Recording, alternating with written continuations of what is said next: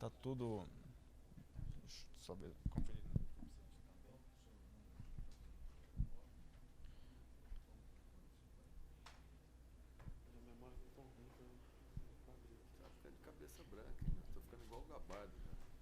Tá todo mundo bem aí atrás? Beleza. Só confere no YouTube pra mim. Bom, boa tarde a todos, a todas. Vamos lá, esse boletim epidemiológico, ele é o boletim do dia do primeiro caso, que foi 26 de fevereiro. Amanhã teremos 30 dias, ou seja, teremos o primeiro mês. Então, esse é o do 29º dia. Normalmente, no 30º dia, a gente faz o balanço de como foram esses 30 dias, quais eram as projeções que nós tínhamos 30 dias, 40 dias atrás, quais são as impressões que nós temos em relação ao comportamento desta virose no nosso país. Eu sempre expliquei para vocês que num país tropical, nós seríamos o primeiro de grande escala a receber esse vírus, teríamos que saber como que ele se comportaria. Entrou pela nossa maior cidade, que é São Paulo. São Paulo teve uma característica de ter um hospital de idosos que começou muito cedo um circo de contágio ali dentro, o que pode fazer com que o número de óbitos seja mais concentrado nessa unidade. Então, todos esses fatores, agora, nós iremos fazer esse balanço durante todo amanhã e durante todo esse final de semana para projetarmos os próximos 30 dias por região e por cidade. Os números estão crescendo num ritmo aproximadamente igual nos últimos dias. O Wanderson vai fazer a apresentação e depois dessa apresentação dos números a gente faz os comentários e os encaminhamentos que já foram dados e os próximos passos. Então, vou passar para o Wanderson para que ele faça o boletim. Boa tarde a todos. Os números de hoje são 2.433 casos no total e 57 óbitos. Nós temos 2,4% de letalidade, sendo 105 casos no total na região norte, onde nós temos 4,3% dos casos no total, dos casos do Brasil, sendo 23 no Acre, 54 no Amazonas, registrando aí o primeiro óbito na região norte. Um caso no Amapá, 7 casos no Pará, 5 casos em Rondônia, 8 casos em Roraima e 7 casos no Tocantins. Total 105, 4,3. Temos 390 casos no Nordeste, 15,8% do total. 11 casos em Alagoas, 84 na Bahia, 200 casos no Ceará, 8 casos no Maranhão, 3 casos na Paraíba, 46 em Pernambuco, 8 casos em Piauí, 14 casos no Rio Grande do Norte, 16 casos no Sergipe. Pernambuco registrou o primeiro óbito por coronavírus. Então, temos um óbito novo, o primeiro óbito na região norte, o primeiro óbito na região nordeste. Região sudeste, 1.404 casos, 57,9% do total, 39 casos no Espírito Santo, 133 em Minas Gerais, 370 no Rio de Janeiro, 862 em São Paulo, sendo 6 casos no Rio de Janeiro, 6 óbitos no Rio de Janeiro, 1,6% de letalidade, 48 óbitos em São Paulo, 5,6% de letalidade de São Paulo. Temos na região centro-oeste 221 casos no total, dá 9,1%, 160 casos no Distrito Federal, 29 em Goiás, 24 no Mato Grosso do Sul e 8 casos no Mato Grosso. São 221 casos no total. Região Sul, 313 casos, 12,9 casos no total, 81 no Paraná, 109 em Santa Catarina, 123 no Rio Grande do Sul, tendo aqui o primeiro óbito registrado na região Sul. Então, temos, além da região Sudeste, óbitos registrados na região Norte, região Nordeste e região Sul, perfazendo 57 óbitos em 2.433 casos, que dá uma letalidade de 2,4%. Obrigado, ministro. Bom, nesses números, Wanderson, me chama assim, bastante atenção alguns estados que a gente tem agora já mais um foco mais aproximado. Já eram alguns que eram esperados. Por exemplo, região norte, a gente já esperava Manaus, uma grande metrópole, né? Agora chama atenção o Acre, com 23, que é um estado com baixa população. A região nordeste, os estados mais ou menos distribuídos, o Ceará. E o Ceará tem um excelente serviço de saúde, de atenção primária, uma alta capilaridade de vigilância. Temos que perceber se é a vigilância do Ceará que está muito sensível, que está conseguindo triar, porque é uma das vigilâncias mais bem estruturadas, os sistemas de atenção primária bem estruturados, ou se é realmente um brote diferente dos outros. Né?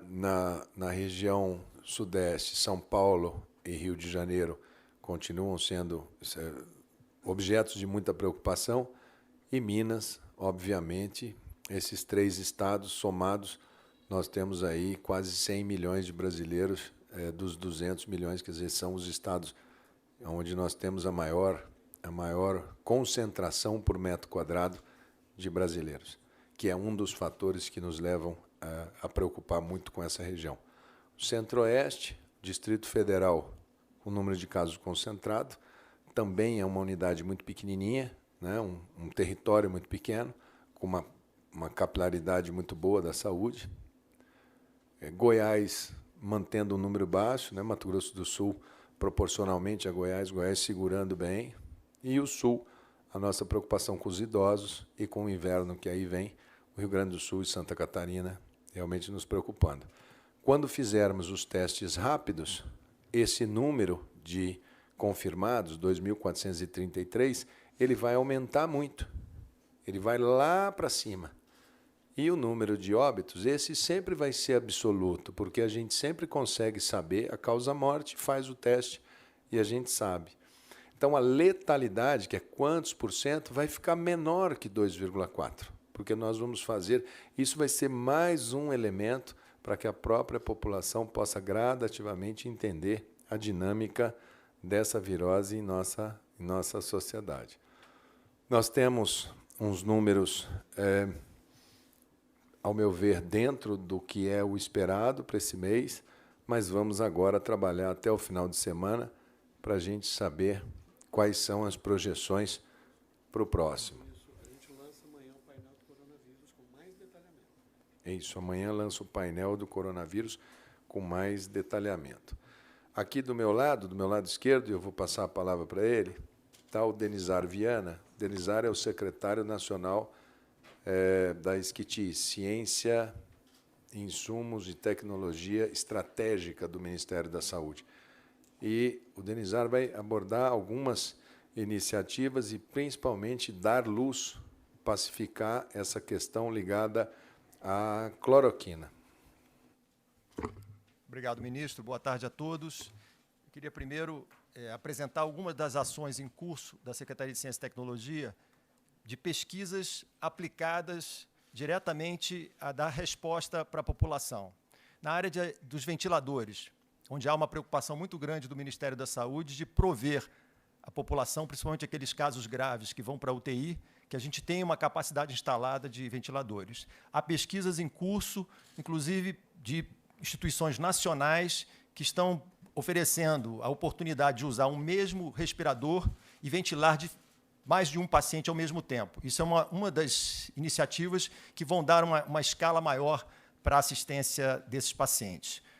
Também nessa área de ventiladores, nós estamos investindo muito nas impressoras 3D, que são impressoras que nos permitem fabricar rapidamente aqueles componentes dos ventiladores que acabam se desgastando muito rapidamente para que a gente possa suprir a população. Então, esse é o primeiro ponto. Nós queremos que essa pesquisa dê retorno rapidamente para as demandas da população. Na área de fármacos, que há uma preocupação grande que nós tenhamos medicamentos com ações específicas para o novo coronavírus, está em curso vários estudos, inclusive estudos com a Organização Mundial de Saúde, de diferentes braços para testar diferentes compostos com ações antiviral. Isso é muito importante porque, ao longo dessas pesquisas, nós já vamos detectar aqueles que funcionam e que poderão ser utilizados diretamente nos nossos pacientes. E eu queria hoje abordar com mais detalhe a questão de um medicamento muito promissor, em que o Brasil detém uma experiência muito grande de mais de décadas no uso desse medicamento para tratar pacientes com malária na região norte, mais de 200 mil pacientes por ano. O Brasil conhece muito, tem grandes pesquisadores que lidam com esses pacientes, e nós tratamos com um medicamento chamado cloroquina.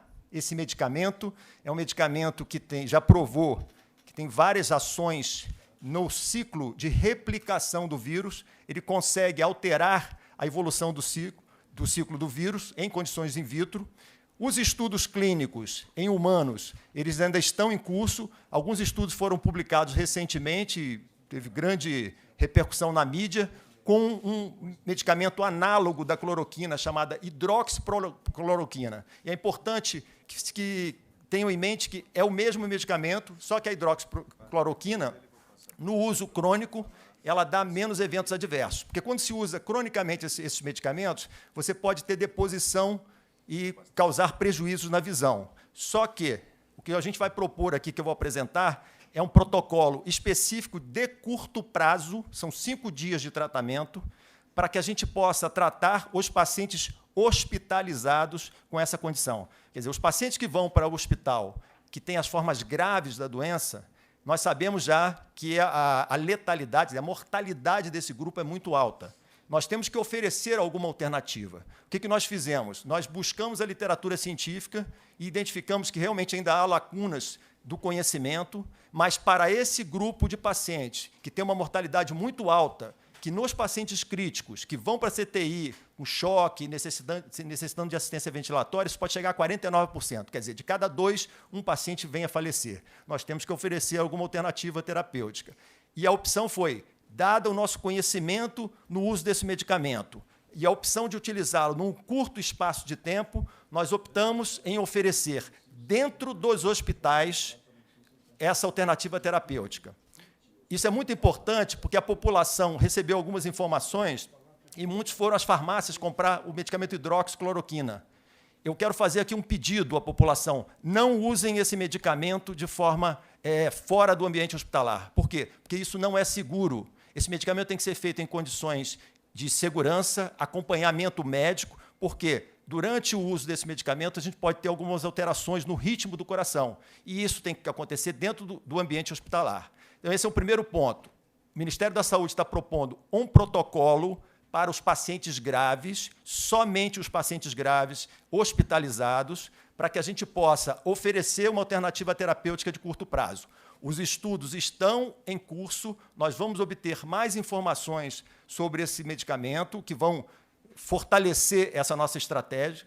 Então, nós vamos ter a oportunidade, e eu quero novamente frisar, essa é uma classe terapêutica já utilizada frequentemente com os nossos pacientes em diferentes tipos de doença. Eu citei o caso da malária porque é o caso onde a utilização é ampla, trata-se mais de 200 mil pacientes há décadas. Mas isso é muito importante que esse medicamento ele vai se adicionar a todos os outros suportes que já são feitos nesses doentes. Nós não vamos deixar de fazer os outros suportes, que é dar assistência ventilatória, tratar sintomaticamente esse paciente. Tudo isso vai continuar. Nós vamos adicionar esse protocolo dentro dos hospitais para esse segmento de maior gravidade.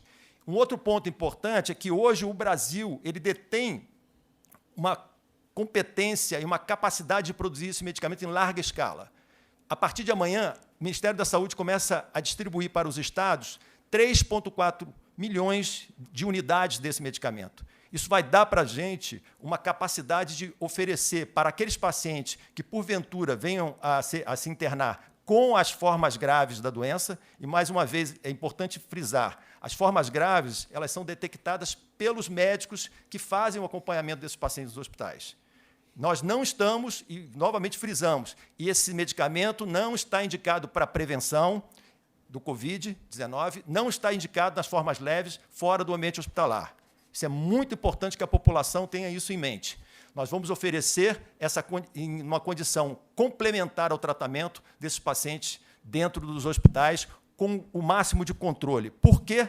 Porque quando a gente pesa a relação entre riscos e benefícios, os benefícios superam os riscos nesse subgrupo de pacientes. Então, nós vamos oferecer mais uma alternativa terapêutica para que a equipe médica possa atuar no tratamento desses pacientes, e nós esperamos que os resultados preliminares eles possam se expressar no dia a dia desses pacientes. E, mais uma vez, toda a nossa equipe da Secretaria de Ciência e Tecnologia vai estar acompanhando isso, os novos resultados que surgirem, para que a gente possa fazer os ajustes necessários. Sintetizando, tratamento de curto prazo, 5 dias, isso confere muito menor toxicidade, vai ser sob controle e nós vamos monitorar passo a passo do uso dessa terapêutica nos pacientes do SUS. Muito bem. Denizar ele usa bastante termo técnico. Então, duas coisas aqui que eu quero traduzir para vocês, que às vezes tem muita gente que não acompanha o termo técnico. Esse é um medicamento que a gente usa para malária e algumas outras situações, como lúpus, artrite reumatoide, que se beneficiam desse medicamento.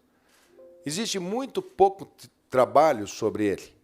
Existem algumas evidências, mas muito frágeis. O mundo está fazendo uma grande pesquisa. O que ocorre na prática é que as pessoas, quando elas estão muito graves, a família solicita, fala, eu gostaria que tentasse, o médico solicita, eu quero prescrever para esse doente, apesar da pesquisa.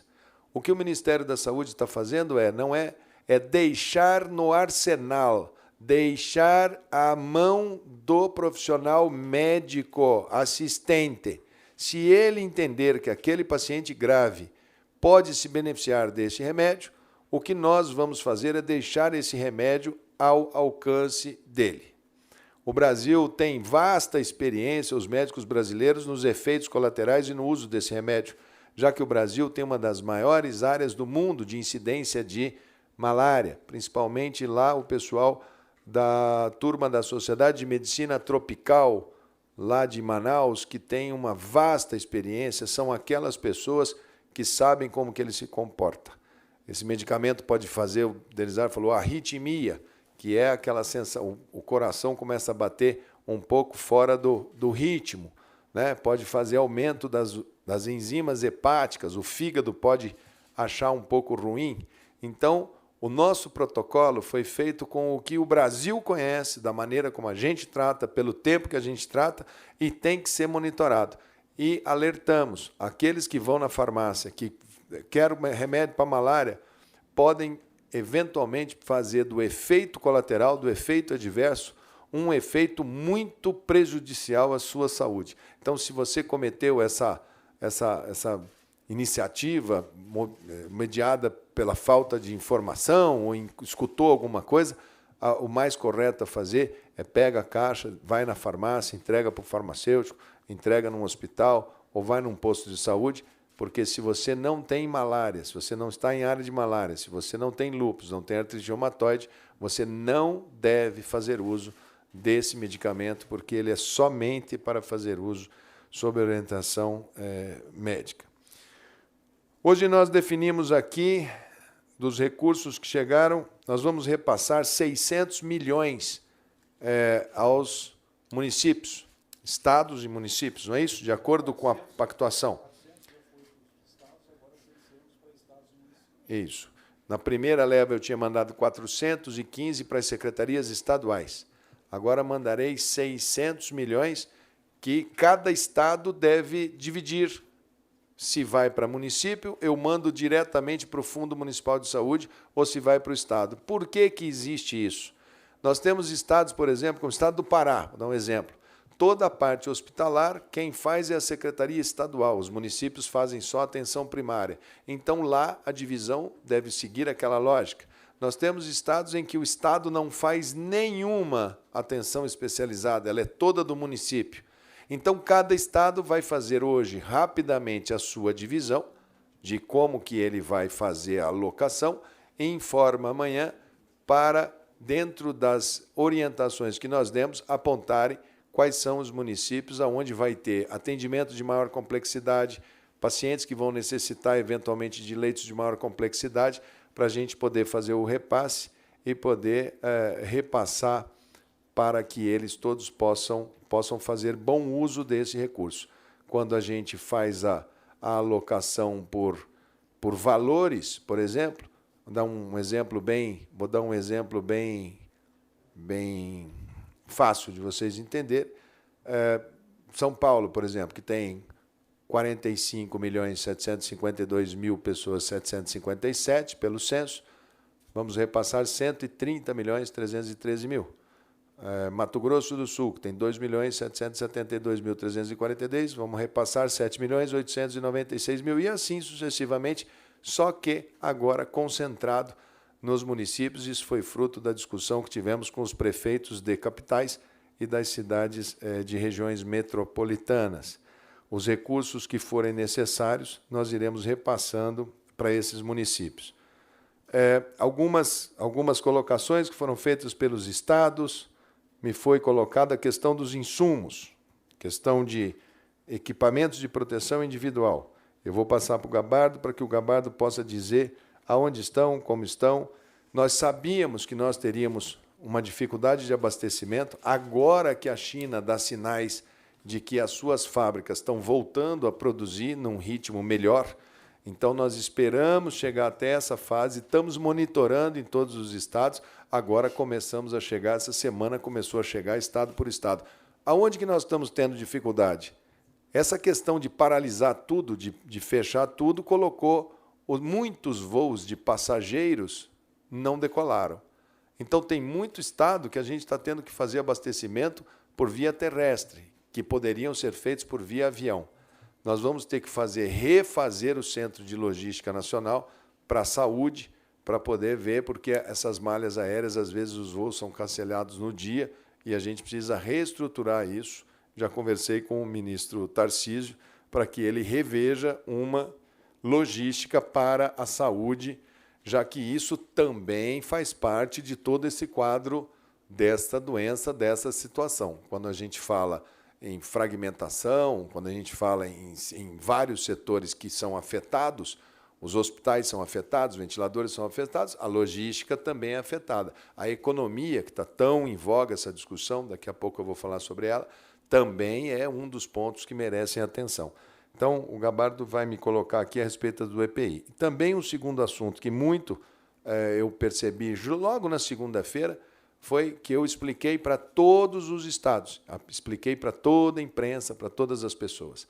Quando a gente faz campanha de vacina para a gripe, dos idosos, como a gente chama, tem anos que a gente fica pedindo, pelo amor de Deus, para as pessoas irem vacinar. Esse ano, aqueles que são anti-vacina, o movimento anti-vacina, acho que eles esqueceram a campanha deles do anti-vacina, acho que eles rasgaram. Eu não vejo nenhuma pessoa do anti-vacina. Eu entro no site deles, eles estão todos quietos. Mas, enfim, nós fazemos sempre assim, nós fazemos um estoque grande e vai usando, a gente vai mandando. Esse ano, para a gente antecipar a campanha, a partir do momento que eu vou recebendo a vacina, eu já vou mandando para os estados. Eu não faço um estoque regulador. Se eu fosse fazer o estoque regulador, eu só poderia iniciar a campanha de vacinação conforme ela estava planejada na segunda quinzena de abril. A gente quis antecipar. Para isso, a gente calcula quantos idosos e quantos trabalhadores de saúde tem por estado, que são os dessa primeira etapa, e remete para o estado de acordo com os números informados pelos estados. Teve estado que acabou a vacina com 2 horas, teve estado que acabou com 6 horas, com 10 horas, com 12 horas. Cada um foi fazendo por vários motivos. Um deles é que foi exatamente uma enorme adesão. As pessoas foram em massa para fazer a vacinação. O segundo critério foi que teve estado que falou, não, eu vou vacinar criança, eu vou vacinar adolescente, eu vou vacinar quem procurar. Gente que chegou e falou, não, eu quero uma vacina para A ou para B, e não fez os idosos e não fez os profissionais de saúde na integridade. Como é? Aí me ligam e falam assim, me manda mais amanhã de manhã.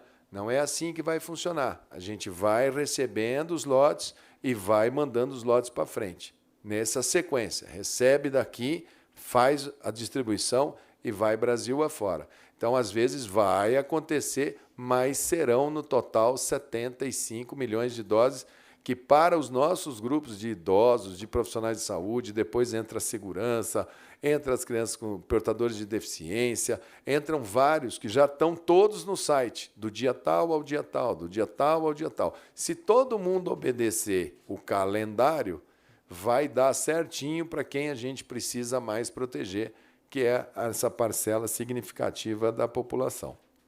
Mas também tem problema de logística para fazer isso. Então, eu vou passar para o Gabardo para que ele me diga como é que está o abastecimento de EPIs, já que os meus médicos, meus enfermeiros, meus fisioterapeutas estão me mandando e me perguntando onde está o EPI. Eu olho para o Gabardo e falo, Gabardo, cadê o EPI? Ministro, da nossa primeira compra, que foram 20 milhões de máscaras, nós conseguimos comprar 15 milhões de máscaras, nós já encaminhamos para os estados em torno de 30% deste quantitativo. Todos os estados da federação receberam, com exceção dos estados da região norte e nordeste, por essa razão que o senhor colocou inicialmente. Dificuldade porque esses equipamentos eles vão para o aeroporto para embarcar, os voos são cancelados. Quando não são cancelados, eles já estão lotados, já estão carregados e não conseguem levar os nossos equipamentos. Então, houve uma decisão de, para não perder mais tempo, colocar em caminhões e foram encaminhados via rodoviária. Esses que foram por rodoviária, eles vão receber no dia 27 e dia 28, ou seja, daqui 2 dias ou 3 dias. Em função desse atraso, nós já enviamos uma segunda remessa, que vai de avião. Deve sair amanhã para a região norte e nordeste. Estamos solicitando o apoio da Força Aérea Brasileira. Estão discutindo se vai num avião próprio da FAB ou se vai ser locado um avião lá pelo Comitê de Gestão da Crise, lá na Casa Civil. Mas, enfim, amanhã será disponibilizado um avião para fazer essa remessa para a região norte e nordeste. Para o restante do país, já está sendo encaminhada essa segunda parcela das máscaras. Nós já fizemos 3 licitações. Nós, a partir de agora, nós vamos abastecer os estados. Semanalmente, nós vamos mandar um quantitativo bastante considerável de máscaras. Amanhã, nós vamos fazer o levantamento dos primeiros 30 dias. Então, amanhã nós vamos apresentar o que nós já compramos de equipamentos de proteção individual, o que nós já encaminhamos para os estados e o que nós temos em estoque e o que a gente tem para receber. Então, essas informações amanhã serão disponibilizadas no nosso relatório de 30 dias, toda a gestão aí dos equipamentos de proteção individual. Os respiradores, várias fábricas, conforme o senhor já até colocou na última entrevista coletiva, estão fazendo um trabalho intensivo, trabalhando 24 horas por dia para aumentar a sua produção. Começam a entregar respiradores em 30 dias. Os primeiros respiradores dessa fabricação excepcional que nós estamos fazendo, nós vamos receber em 4 semanas. Então, tem uma projeção de receber em 30 dias, 60 dias e 90 dias. Muitos respiradores nós estamos comprando diretamente da China, estamos importando. Esses equipamentos vão chegar antes. Nós acreditamos que, no máximo, em 10 dias, esses respiradores já estão chegando no Brasil para serem distribuídos. Tudo isso além dos 540 respiradores que nós já licitamos, já entregamos 200 para São Paulo, Rio de Janeiro, Minas Gerais e Rio Grande do Sul, e, a partir de amanhã, vão começar a colocação nos outros estados. Estamos só aguardando que as secretarias estaduais da saúde nos digam aonde é para entregar. Nós estamos com os equipamentos prontos, aguardando a informação das secretarias estaduais para colocar esses equipamentos. Só deixando claro que a alocação dos leitos não é que a pessoa fale assim, eu preciso de 500 leitos. Para quê? Para ficar parado aqui esperando o doente chegar. Não é assim que vai funcionar. Nós vamos trabalhando pela epidemiologia. Se aqui está precisando mais nesse momento e aqui está segurando, a gente vai alocando os leitos aonde mais vai precisando. Não vai ser uma diferença. Está mandando mais para o estado A em detrimento do B. Nós vamos monitorando aqueles quadros, aqueles números nos são muito importantes, porque nós imaginamos que a gente possa ter aumento de casos, mas em diferentes momentos pelos estados. Então, às vezes, um estado que tiver um pouco maior num primeiro momento, ele pode estar já terminando o uso do equipamento, quando o outro estado pode estar começando. A gente tira o equipamento daqui e passa para cá. Esse movimento sincronizado, ele é muito medido e ele é muito importante. Por isso que alguns prefeitos, alguns secretários e alguns governadores estavam dizendo, não pode concentrar. Não, nesse momento tem que concentrar. Nós temos poucos produtos, senão ficaria um estado disputando com outro estado para o mesmo fornecedor. Então, num momento, a gente centraliza. Assim que esse mercado tiver melhor abastecido, que tiver condições de ter a concorrência de abastecimento, e eu acho que isso vai acontecer a partir do momento que a China começar a abastecer. Essa semana reabriu o aeroporto lá de Wuhan, que é uma das cidades de maior produção desse tipo de material. A gente imagina que as coisas possam chegar aqui de uma maneira mais célere e mais abundante na mão de todos. Continua o mundo inteiro, o planeta Terra inteiro, comprando máscara, EPI, comprando respirador, enfim, aparelhos dessa parte hospitalar. Então, é importantíssimo que nós façamos bom uso do sistema de saúde, racional, que nós possamos prevenir aquelas doenças que concorrem por leitos de CTI, por isso a vacina prioritariamente para os idosos, para os imunossuprimidos, porque os vírus, como H1N1, influenza, eles levam tanto quanto ou muito mais pessoas para o CTI do que o corona, nesse momento, dentro do Brasil. A gente sabe que eles concorrem demais por esses leitos. Então, tudo que a gente puder fazer para prevenir, qualquer pessoa resfriada, gripada, evite o contato com outras pessoas, mantenham a higiene das mãos. Às vezes estão tão preocupados com notícias, com noticiário, que esquecem de lavar as mãos, lavar o rosto, proteger as pessoas de mais idade, o contato muito íntimo, o beijo, o abraço, nesse momento, daqueles que nós muito queremos bem, deve ser evitado. A distância social deve ser muito observada, 2 metros, 2,5 metros. Isso tudo ajuda para que a gente possa ter um somatório de ações que nos dê equilíbrio para podermos atravessar esse momento de muito estresse para as pessoas e para o sistema de saúde. Continuam as fake news, agora vi uma, outro dia me mandaram uma, e essa é muito perigosa. Cuidado com a boa-fé das pessoas, usando a minha imagem para pedir doação para enfrentamento de coronavírus. Então, a gente já avisou para tirar do ar, mas muito cuidado, eu não peço absolutamente nada, não existe nenhuma campanha de doação de dinheiro, doação de roupa. Esqueçam, isso não existe por parte oficial, por parte do Ministério. A gente sabe que isso pode ser um complicador, então fiquem atentos, porque infelizmente temos pessoas que se aproveitam do voluntariado das pessoas. Mas, ao mesmo tempo, na parte de doações, a gente tem visto crescer um movimento muito interessante, muito legítimo, muito necessário, de empresários, de corporações que estão ajudando a Vale puxou a fila, já tem mais 3, já tem mais 4. Sempre que a gente está pedindo, não dê dinheiro, nada, vá ao exterior, vá ao resto do mundo, vá à China, vá ao lugar onde tem e procure trazer equipamentos de proteção individual, kits, essas coisas, mas nós não trabalhamos com doações em recurso, em dinheiro. Isso posto, a cloroquina, eu acho que o Denizar explicou, a gente já conseguiu explicar. A questão dos números, acho que os números estão aproximadamente dentro do que a gente esperava.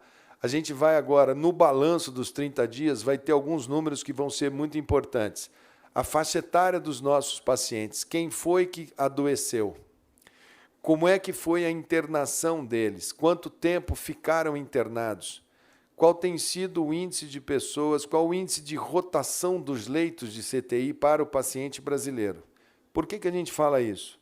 Quando a gente pega um paciente de mais idade, como é o perfil dos pacientes italianos, o tempo de permanência nas UTIs chega a ser 20, 18, 22 dias de média. Quando a gente pega os pacientes mais jovens, aqueles que precisam eventualmente de um leito de CTI, o tempo médio de permanência cai para 8, 7, 10, dependendo do perfil do paciente. Então, em um leito de CTI, que um idoso fica quase 30 dias, naquele mesmo leito passam 3 jovens. Então, se a gente sabe a idade média, a gente pode preparar bem melhor o cálculo. Depois a gente fica todo mundo pensando no respirador. Mas tem um grande número, um enorme número de pacientes que a gente chama da zona cinzenta. Ele é aquele paciente que não está nem tão bem para ficar em casa, mas também não é um paciente para ir para o UTI. Ele fica ali naquela zona cinzenta. Esse paciente ele vai precisar de leito hospitalar, ele vai precisar internar, ele vai precisar de fisioterapeuta, ele vai precisar de recursos respiratórios, às vezes um catéter, que não é um tubo, para auxiliar, às vezes uma máscarazinha para respirar, e não precisa ir para o CTI, mas também não pode sair da unidade hospitalar. Esse deve ser o grande contingente de pacientes que vão precisar, em algum momento, de hospitais, em algumas cidades, de hospitais de campanha, de algumas alternativas de internação. Agora, com a redução da mobilidade, com a interrupção, por exemplo, das cirurgias eletivas, nós percebemos que a taxa de ocupação dos CTIs brasileiros caiu 30%, 40%. Nós temos uma quantidade de leitos de CTI muito expressiva, muito boa. Se a gente souber fazer bom uso, a gente vai conseguir acomodar um número enorme de pessoas. Nossa relação leito de CTI habitante, comparada com países europeus que sofreram muito, como a Itália, Gabardo estava passando outro dia contra a França, não era isso, Gabardo? A nossa relação era uma relação melhor em muitos lugares do que desses países, menor do que a da Alemanha, que é uma das maiores relações do mundo, né? Enfim, nós vamos ver como é que se comporta. A gente tem receio de cidades como o Rio de Janeiro, todo mundo fala, olha, quando entrarem nas comunidades, entrar nas favelas, vai ser Vamos ver como é que isso se comporta. A faixa etária das comunidades é muito mais jovem. Pode ser que eles construam um sistema imunológico rápido e protejam os seus moradores. Esses testes rápidos que nós vamos entrando agora, nós vamos ver uma coisa muito interessante dentro do Brasil, que é quantos % da nossa população que está fazendo anticorpo, que talvez seja essa a grande medida para a gente fazer dinâmica social. Portanto, a gente está só no início, a gente tem 30 dias do primeiro caso, a gente começou o início, lembra que eu explicava para vocês? Os números vêm, depois começam a aumentar, chega uma hora que ele cresce muito rápido. Nós estamos iniciando a subida. Essa subida ela leva algumas semanas. Nós temos as nossas projeções e vamos ver se essas projeções vão bater. A gente sempre procura se antecipar os problemas para 30 dias e fazer quais são as recomendações que a gente acha que sejam necessárias. E aí vem a questão da quarentena. Como é que isso funciona? A quarentena é um mecanismo que a gente lança a mão quando a gente tem uma doença infecciosa, como é o caso dessa, cuja transmissão seja fácil, como é o caso dessa, que nós não tenhamos sistema imunológico, como é o caso dessa, aonde nós possamos ter consequências de muita letalidade ou consequência de uso em paralelo intenso do sistema de saúde, que é o caso dessa. A última vez que o Brasil fez uso de quarentena por saúde foi em 1917, a época da gripe espanhola, há exatamente 103 anos atrás. Então, é normal, faz parte desta situação, quando se fala em quarentena, nós errarmos ou calibrarmos ou fazermos projeções e momentos um pouco fora e questionáveis por A, por B ou por C. Então, vamos lá, se nós estamos começando o processo, nós estamos iniciando a curva, nós temos que ter muita calma, porque a quarentena é um remédio extremamente amargo, extremamente duro, e vai ter a hora que a gente vai precisar usar. Então, você tem desde redução de mobilidade, que você pode fazer antes do lockdown, como estão chamando. O brasileiro adora copiar palavras americanas, inglesas, eles chamam lá de lockdown, quer dizer, fecha tudo. Antes de adotar o fecha tudo, existe a possibilidade de trabalhar por bairro, existe a possibilidade de fazer redução de mobilidade urbana em determinados aparelhos. Existem uma série de medidas que vai se tomando até que você tenha um patamar. Aí você chega, quando eu chegar neste patamar, eu passo a considerar conter um bairro, conter uma cidade. Nós saímos praticamente do início dos números para praticamente um efeito cascata de decretação de lockdowns em todo o território nacional em paralelo, como se nós estivéssemos todos em franca epidemia. Isso causa uma série de transtornos para o próprio sistema de saúde, que é a única razão das nossas medidas aqui. Nós não vamos mudar 1 milímetro do nosso foco na vida. Nós vamos focar na vida durante todo esse tempo. Nós não vamos perder o foco que nós já construímos, estamos todos muito conscientes no foco da vida, da proteção à vida.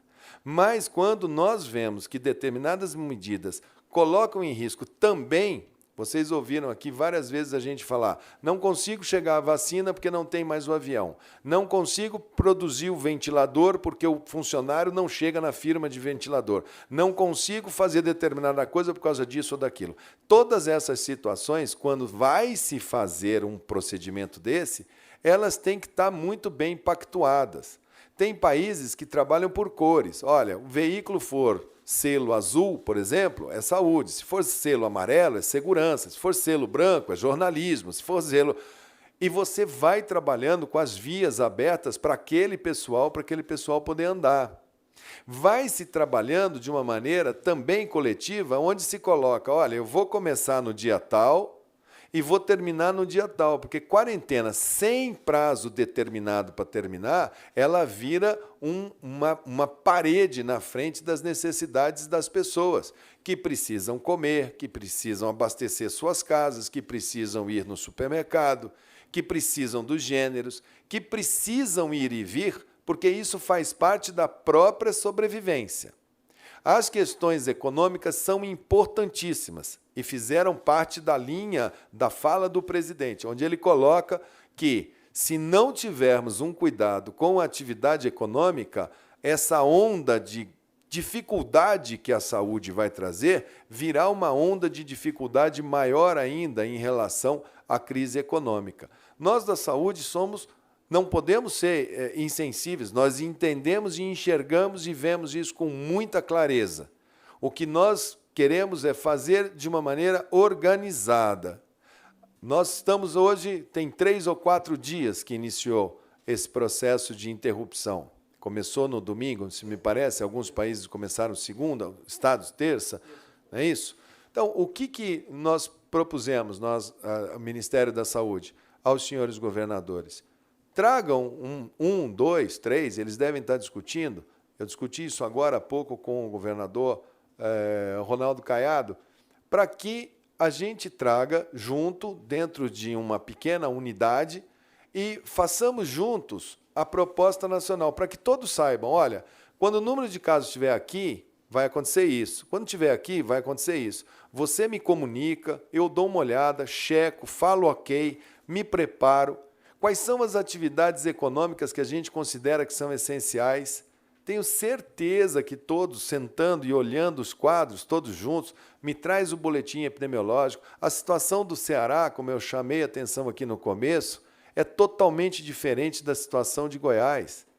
A situação de Mato Grosso do Sul e Rio Grande do Sul, embora nós sejamos o Brasil tem vários Brasis. Eu tenho uma preocupação com o Rio Grande do Sul, com Santa Catarina, é o nosso local de pessoas mais idosas. Então, é lógico que lá os critérios têm que ser diferentes do que no Amazônia, que é o nosso estado de população mais jovem. Tudo isso a gente tem aqui métrica e a gente pode e deve fazer juntos. A gente não vê, e eu sei que muita gente falou, hoje especularam, o ministro vai sair, o ministro não vai sair. Eu vou deixar muito claro, eu saio daqui na hora que acharem que eu não devo trabalhar, que o presidente achar, porque foi ele quem me nomeou, ou se eu estiver doente, que é possível, eu ter uma doença, ou num momento em que eu achar que esse período todo de turbulência já tenha passado e que eu possa não ser mais útil. Nesse momento de crise agora, eu vou trabalhar ao máximo, a equipe está todinha focada, nós vamos trabalhar com critério técnico, sempre. Queremos que a gente repasse determinadas estruturas que possam e devem e têm que ser feitas por um comitê muito mais alargado do que o da saúde. Tenho certeza que esse comitê vai achar boas soluções para a economia em tempos de problemas de saúde, vai achar boas soluções para a logística, boas soluções para a cultura, boas soluções para uma série de atividades que são essenciais na vida da gente. Não tem como a gente chegar e falar assim, um chaveiro não é essencial. Se você precisar entrar numa casa e ela estiver fechada e você estiver sem a chave, só um chaveiro poderá resolver o seu problema naquele momento. Então, a essencialidade das medidas, a capacidade desse país respirar, porque a saúde só pode funcionar quando gera riqueza. Eu sou de um estado agrícola, nós temos uma safra para colher, uma safra daqui a pouco para plantar, e sem alimento, não adianta a gente fazer luta, porque quem está segurando a economia desse país é o agro. Então, a gente precisa também pensar em tudo isso, e eu vejo nesse sentido a grande colaboração da fala do presidente. Chamar a atenção de todos que é preciso pensar na economia. A maneira como nós vamos fazer isso será juntos. Nós vamos construir juntos.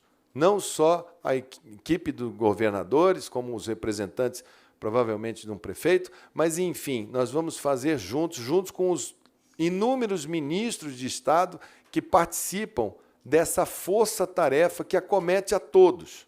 Todos. Não há um ministério que não tenha as suas peculiaridades. Tenho total informação aqui sobre, por exemplo, segurança, necessidade de EPIs também para aqueles que zelam pela segurança. Conheço toda a situação ligada aos demais ministérios, sei o quanto que eles são afetados por isso. A saúde não é uma ilha, nós não vamos nos tratar isoladamente, não existe só coronavírus. Nós temos um sistema de saúde que tem que trabalhar.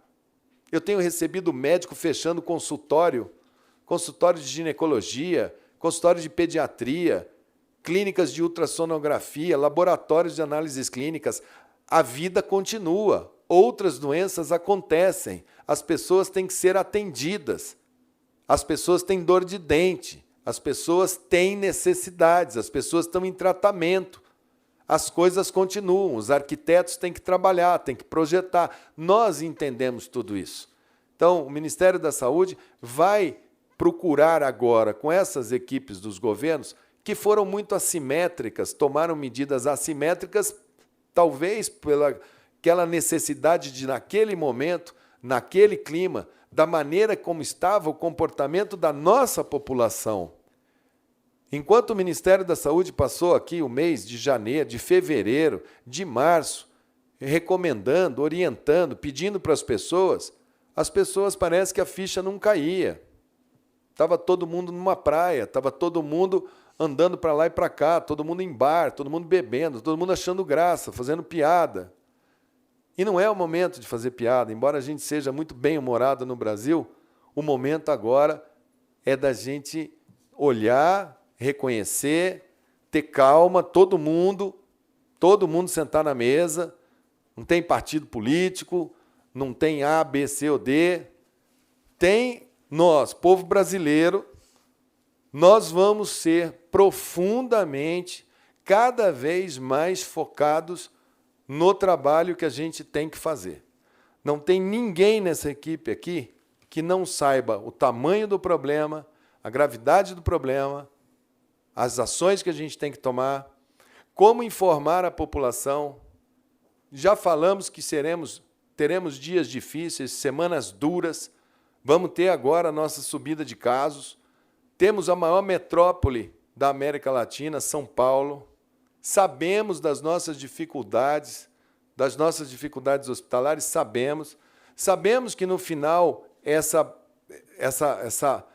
contaminação por esse vírus vai chegar num ponto de equilíbrio e vai passar. Sabemos que isso deve ter acontecido na China num número astronômico de casos, astronômico, que por algum motivo ficou embaixo do tapete, e é isso que fez com que todo mundo ficasse aguardando, porque passou-se a percepção de que eram poucos casos. É isso que leva a Índia ontem a fazer uma quarentena de 1 bilhão e 300 milhões de pessoas. É isso que leva a Inglaterra a parar a Inglaterra. É isso que leva a Espanha a estar com a dificuldade, com o sistema colapsado, que é aquilo que vocês têm visto, pessoas em ringue de patinação servindo de câmara fria. É isso que leva Nova York, a prefeitura está extremamente preocupada com a capacidade do sistema de saúde de Nova York não aguentar, e é isso que vai trazer para nós. E não será culpa de A, de B ou de C, será a nossa história. E talvez ao término dessa história a gente saia maior para poder dialogar e ver que não dá mais para a gente não ter saneamento, não dá mais para a gente ter favela, habitação inadequada e achar que aquilo é uma cultural, que aquilo é uma comunidade cultural. Não é, aquilo são pessoas. Não dá para a gente ter o sistema de transporte hiperlotado que a gente tem e achar que aquilo é cultural, que aquilo é assim mesmo, que é o jeitinho brasileiro. A gente vai ter que sair disso sem vencedor, sem perdedor, sem ataque, sem apontar dedo para A, para B ou para C.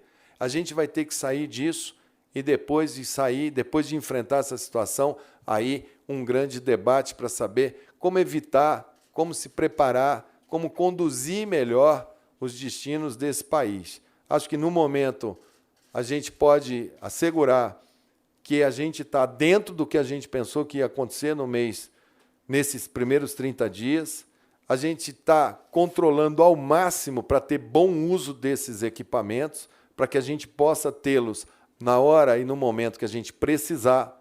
Não adianta as pessoas me pedirem, me mande máscaras aqui para uma cidade que não tem nenhum caso. Calma, calma. Agora nós vamos fazer na ótica de distribuição racional. Nós vamos atravessar isso com ciência numa mão, está aqui no Denizar, todo o setor dele, informação sobre esta epidemia, está aqui o Wanderson com todos os números dele, e capacidade de fazer abastecimento e atendimento, que está aqui o Gabardo com toda a experiência dele. Esses vão ser os 3 eixos: ciência, atenção, monitoramento e operacional. E vamos atravessar isso, sim, todos juntos, vamos fazer um bom trabalho, o máximo que nós pudermos fazer. As pessoas me perguntam, chá é bom? Minha avó falou para mim que é. Vocês vão me ver tomando chá, eu estou tomando xícara de chá direto. Falaram para mim que é bom, mal não faz. Canja de galinha é bom? Minha mãe falou para mim que é bom. Todo dia eu tomo uma canja. Vocês acham que eu ando de pé descalço e vou abrir a geladeira? Jamais. Eu calço uma meia. Eu não pego golpe de ar. Eu ponho um casaquinho para ficar quietinho. Nós estamos assim, eu não bebo gelado.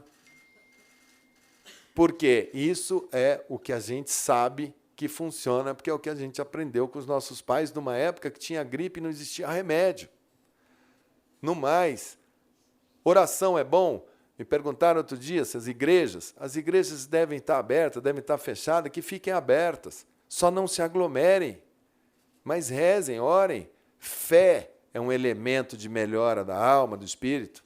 Os pastores, padres, preguem pela televisão, preguem pela internet, as pessoas precisam. Façam suporte telefônico. Farmácias, farmácia popular. Outro dia estavam me falando, Denizar, que a pessoa tem que ir lá para trocar a receita, não é isso? Como é que é a história? Aquilo é inadmissível, porque a farmácia popular, a pessoa tem que trocar a receita para poder ter o medicamento, não é isso? Não, isso já mudou, ministro. Já mudou. Nós ampliamos o prazo. A dispensação de medicamentos hoje é feita, ao invés de 30 dias, 90 dias, o paciente recebe o quantitativo para 90 dias. Isso. E ampliamos o prazo de validade da receita exatamente para dar mais comodidade aos pacientes e evitar a necessidade de Isso para os idosos, isso é uma segurança, gente. Explica para eles, porque eles falam assim, eu preciso sair daqui porque eu tenho que ir lá no meu médico para trocar a receita, porque senão eu vou ficar sem meu remédio. Então, aqui, a turma do Menizar aumentou o prazo da receita. Ela não precisa ir lá no médico. Pode ficar tranquila. Donos de farmácia, se vocês têm, como vocês pedem para todo mundo o CPF, vocês têm o cadastro de todo mundo, porque esse cadastro de quem toma qual remédio vale muito, procura pegar a sua clientela, liga para ela e manda entregar na casa dela. Faça um ato de voluntariado, de carinho. Faça com que as pessoas entendam que elas estão sendo vistas, estão sendo cuidadas. Né?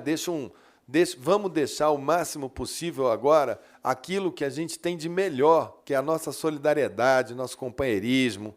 Vamos procurar segurar um ao outro. Quando estiver meio caído, dá a mão, levanta. Nós vamos estar aqui. O Ministério da Saúde está ao seu lado, nós vamos trabalhar, o governo federal está firme, o nosso presidente fez um apelo, nós vamos sim olhar.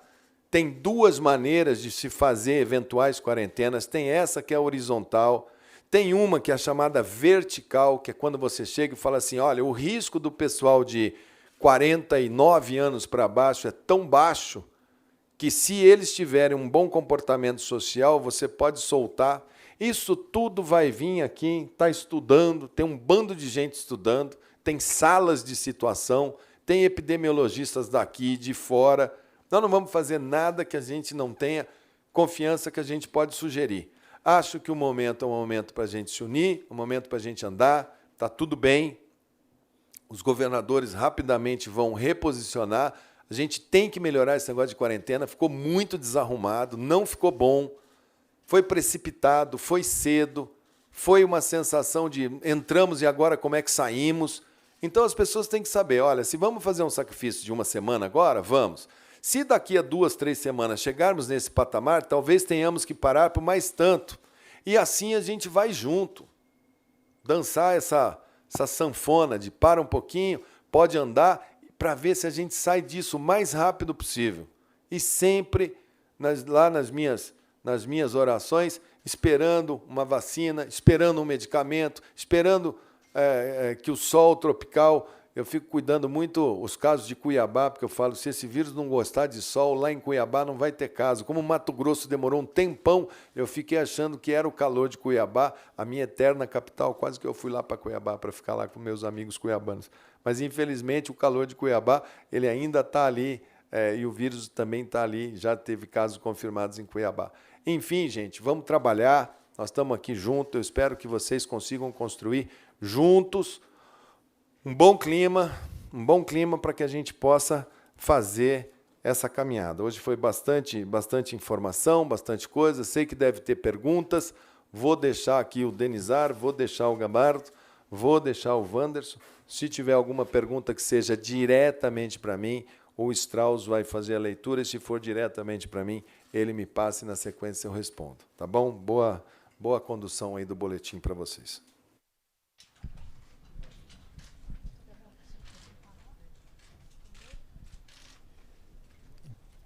Então, conforme o combinado, nós vamos ler conforme o combinado, nós temos um grupo de jornalistas pré-cadastrados. Neste grupo, nós aceitamos uma pergunta por jornalista / veículo e nós organizamos, não pela ordem de chegada, mas sim pelos temas, né? Então, a gente agrupou pelos temas. Eu vou passar a leitura.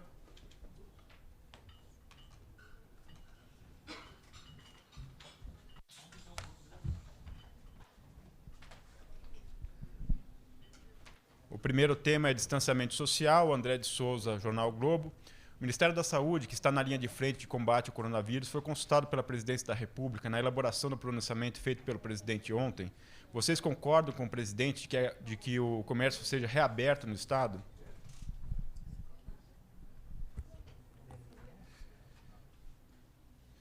Bom, vamos. Primeira pergunta. O presidente fala diariamente com o ministro da Saúde. Todos os dias eles falam, mais de uma vez por dia. Obviamente que esse assunto é o assunto mais importante no momento e eles devem tratar disso com bastante frequência. Nós recebemos orientações do ministro. As nossas orientações são passadas diretamente para o ministro, para a nossa equipe de secretários, e é assim que a gente trabalha. Então, eu não posso fazer nenhuma consideração sobre como são os diálogos entre o presidente e o nosso ministro.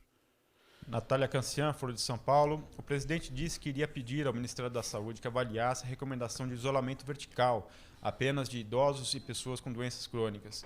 A pasta vai rever suas recomendações nesse sentido? Deve também fazer uma recomendação para encerramento de medidas de quarentena e retomada de atividades? E em que período? Não, a pasta não vai fazer nenhuma mudança na sua sistemática. A pasta está estudando todas as possibilidades. Como o ministro falou anteriormente, isto tem sido, não é de ontem, não é porque o presidente pediu, esse é um tema que tem sido analisado pela nossa equipe.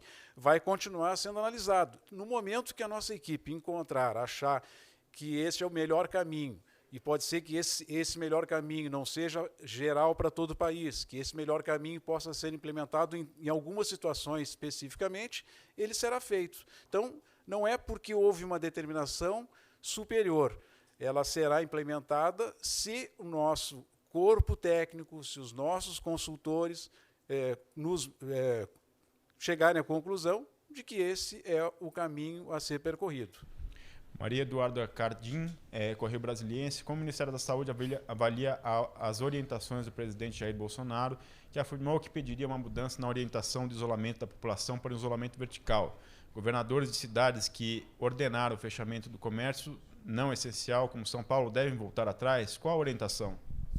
O presidente é o presidente do país, ele tem todo o direito de pedir ao ministro que avalie uma situação. Ele fez isso ao ministro, e o ministro nos repassou, nós vamos continuar estudando essa possibilidade. Ela vai ser implementada, vou responder pela terceira vez, se o nosso corpo técnico achar que este é o melhor caminho para determinadas situações. Os governadores que ordenaram o fechamento, o ministro já colocou todas as dificuldades que foram criadas por essa atitude, se foi o momento adequado ou não, se devia ser com a extensão que foi tomada essa decisão, se poderia ser mais localizada. Nós não vamos pedir para que ninguém reveja as suas situações. Nós queremos discutir com os estados permanentemente. Nós vamos manter o nosso diálogo com as secretarias. O nosso diálogo com a Secretaria de São Paulo é diário. O secretário Anderson fala todos os dias, conversa todos os dias com o secretário de Saúde de São Paulo. Nós falamos diariamente com o secretário de Saúde do Rio de Janeiro. Nós vamos continuar trabalhando desta forma. Diálogo permanente, busca de soluções. Nós não vamos nos preocupar com o diálogo do governador com o presidente. Isso não nos cabe. Nós vamos continuar falando no nosso nível com o secretário de Saúde e buscando as melhores alternativas. Jonas Valente, Agência Brasil. Muda alguma recomendação do Ministério diante do pronunciamento? Já está respondido. Érica Alcântara, Jornal Ouvidor. O Ministério vai revisar o plano de ação de combate ao coronavírus em razão das manifestações do presidente Bolsonaro? Haverá o chamado isolamento vertical? Já foi resolvido, já foi respondido, o ministro já fez todos os comentários a respeito disso e eu já respondi isso por 3 vezes. Leonardo Desideri, Gazeta do Povo. Ministério da Saúde acredita na eficácia do isolamento vertical apenas de idosos e doentes crônicos, como propôs o presidente Bolsonaro? Essa é uma estratégia que precisa ser analisada, precisa ser estudada e ela pode ser implementada em determinadas situações. Isabel Mega, Band News TV. Na avaliação do Ministério, qual é o momento adequado para aplicar o isolamento vertical? Secretário Anderson, o senhor quer falar sobre o momento que o senhor imagina mais adequado? O que os nossos consultores têm recomendado em relação a isso? Bom, a transição de modelos ela tem que ser estudada e vai de acordo com a dinâmica de cada transmissão local. Para ficar um pouco mais claro, a diferença entre a estratégia horizontal e a vertical é que na horizontal você faz uma quarentena mais restritiva de todo mundo e a vertical você trabalha com grupos etários mais específicos. Para essa transição, nós estamos ampliando os testes, ampliando todas as estratégias para que a gente conheça melhor a doença, a dinâmica da doença. Nós estamos ainda numa fase inicial, né? O outono acabou de começar e estamos buscando a melhor maneira para fazer isso. André Borges, Estadão. O Ministério da Saúde concorda com a ideia de que as quarentenas no país sejam estendidas até o dia 7 de abril? Não, isso não foi, nós não estabelecemos nenhum prazo, não tem nenhuma definição em relação ao término das quarentenas. Isso é um tema que nós vamos discutir. Na próxima quinta-feira, amanhã, nós vamos reunir com os secretários estaduais e municipais. Amanhã, Anderson? Então, amanhã nós vamos reunir através por videoconferência com todos os 27 secretários estaduais, com mais um número considerado de secretários municipais das capitais, para dialogar em relação à continuidade das ações e tentar sempre, de acordo com as especificidades, de acordo com o que está acontecendo em cada local, nós termos as melhores alternativas. Portal Plox, Brenda Collen, direcionado ao ministro, mas acho que o secretário pode responder. O secretário João Reis disse ontem que a expectativa é que o número de casos no Brasil dobre a cada 3 dias, isso tomando as medidas de precaução. Mas o presidente Bolsonaro, em seu pronunciamento, criticou o isolamento social. Afinal, o Ministério da Saúde vai usar o isolamento social como uma das formas de combater a pandemia? Está respondido. João Pedro Melo, Band News FM. O Ministério da Saúde já tem estatística relacionada à quarentena? Os números de casos previstos tiveram alguma redução? Hoje é quinta-feira. A quarentena começou na terça. Nós temos 48 horas que o Estado de São Paulo implementou. Cristina Lemos. Menor possibilidade de ter algum resultado com alguma coisa que foi implementada há 2 dias atrás. Cristina Lemos, Record TV. Diante de iniciativas como a do prefeito do Rio, Marcelo Crivella, de autorizar a reabertura de comércio, qual a orientação geral do Ministério da Saúde quanto à circulação de pessoas em um cenário nacional de transmissão comunitária de coronavírus? Vamos lá. As recomendações do Ministério da Saúde são claras. Pacientes sintomáticos devem permanecer em isolamento doméstico, isolamento domiciliar, juntamente com os seus familiares. Pacientes com mais de 60 anos devem se manter em isolamento domiciliar, sempre e todo o tempo possível.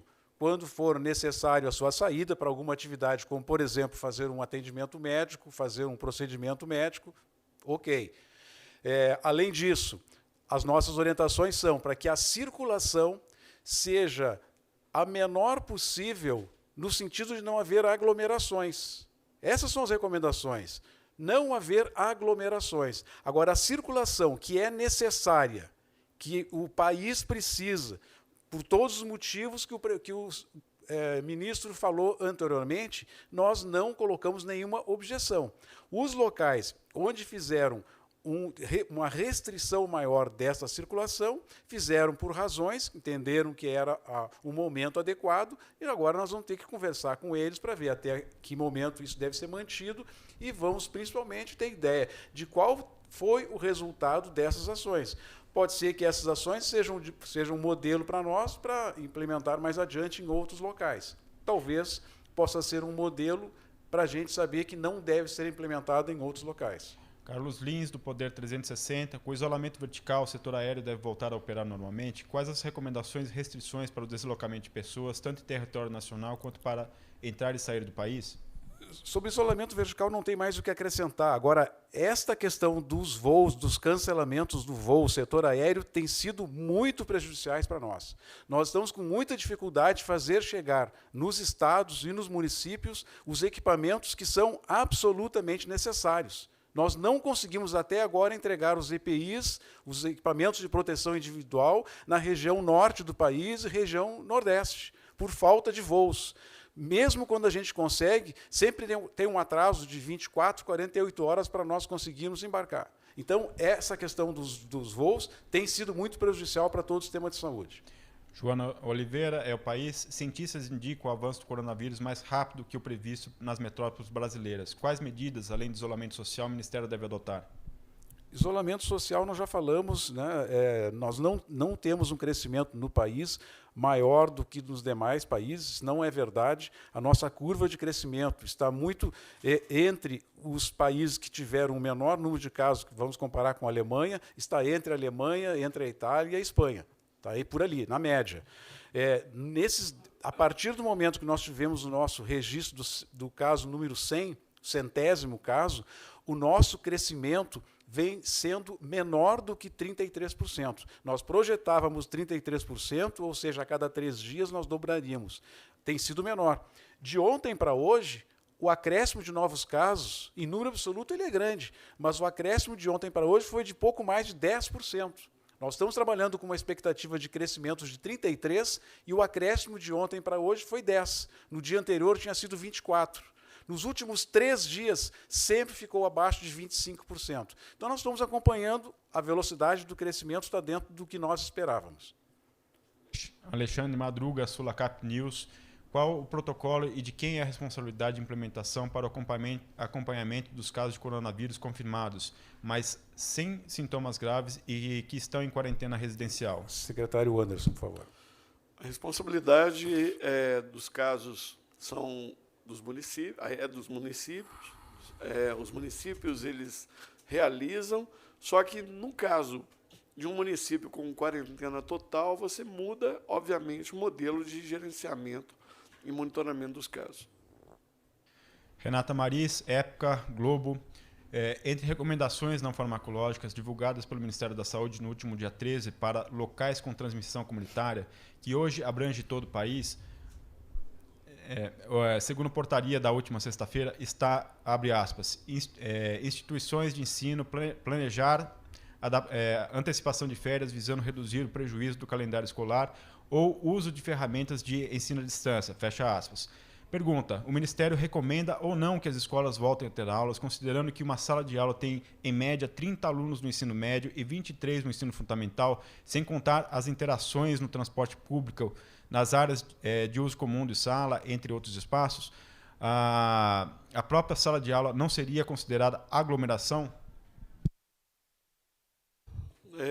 A questão das escolas, nós colocamos aqui, apresentamos em uma oportunidade, alguns dias atrás, várias alternativas. O Ministério da Educação faz parte do centro de operação e a gente está estudando todas as possibilidades. Agora, é uma área de concentração. O próximo tema, casos de óbitos, Letícia Carvalho, TV Globo. O Ministério da Saúde concorda com a afirmação do presidente de que outros vírus mataram muito mais e não houve comoção. O senhor explicou a ele sobre as diferenças, que este vírus tem alta transmissibilidade e, por isso, nas palavras do senhor ministro, pode fazer colapsar o sistema, levando a muitas mortes sem atendimento? Essa resposta já foi devidamente explicada pelo ministro. O ministro colocou todas as situações da questão da transmissibilidade, da pressão que o coronavírus faz sobre o sistema de saúde, né? Muito mais até do que... Não é o somatório dos óbitos. O problema é o ataque que o coronavírus faz ao sistema de saúde, porque são pessoas de uma determinada faixa etária que ficam durante muito tempo internadas e que faz com que se esgote a capacidade de atendimento das nossas unidades de tratamento intensivo. Esse é o problema principal. Não é tanto pelo número absoluto de óbitos. Nós temos sempre nos invernos a preocupação com a influenza, e a gente vacina todas as pessoas. Todos os anos morrem mais pessoas de gripe do que de influenza. Todos os anos. Bom, mas para a influenza a gente tem a possibilidade de fazer a vacina, reduzir o número de casos graves, reduzir o número de internações e reduzir o número de óbitos por influenza. Então, a gente faz isso. O coronavírus, nós não temos nem vacina, nós não temos tratamento, e ele ataca sistematicamente uma faixa etária bem caracterizada, que são pessoas com mais de 60 anos, mas tem um dado significativo. As pessoas, na sua grande maioria, 99% das pessoas que vieram a óbito por coronavírus, elas tinham comorbidades. Apenas 1% dos casos não tinham comorbidades. Todas têm, ou tem uma doença associada, ou tem 2 doenças associadas, ou tem 3 doenças associadas. Então, nós tratamos com uma parcela da população que tem doenças graves, doenças crônicas, e que este vírus faz com que todos esses sistemas fiquem prejudicados de uma forma global. Então, é um tratamento muito complexo. As pessoas ficam, em média, de 14 a 21 dias internado em leitos de tratamento intensivo.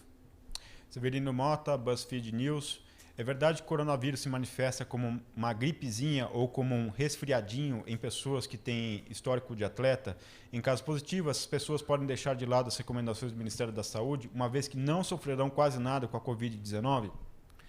Cada 100 pessoas que são portadoras de coronavírus, de cada 100 pessoas, 14 delas nós vamos conseguir fazer o diagnóstico.